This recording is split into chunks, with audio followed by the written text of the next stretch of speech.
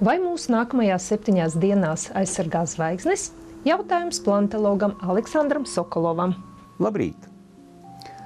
Sagaidījām mēs jau maija sākumu, kad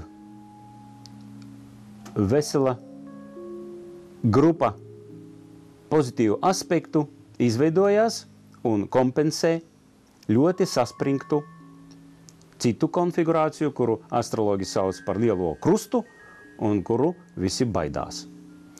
Bet harmoniski aspekti ļauj mums mobilizēties, kā es jau teicu, aktīvi risināt problēmas, un tāpēc iztiksim gan.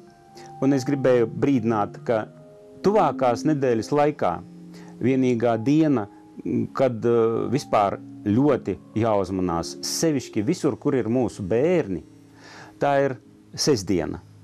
Bet pārējās dienas sola mums ļoti pozitīvas iespējas, sevišķi ņemot vērā, ka izveidojās 27. aprīlī ļoti labvēlīgs aspekts, kuram kulminācija ir gaidāma 6. maijā. Tas ir Saules Jupītera aspekts, kurš patiešām dod mums veiksmi,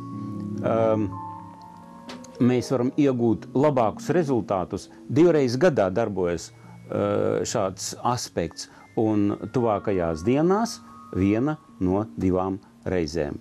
Tāpēc izmantojiet nākošās nedēļas sākumā visas iespējas padarīt visus savus darbus, pie tam arī kontaktēt varbūt vairāk ar draugiem, jo arī kontaktos šis te aspekts ļoti pozitīvi nokrāso mūsu emocionālu uztveri.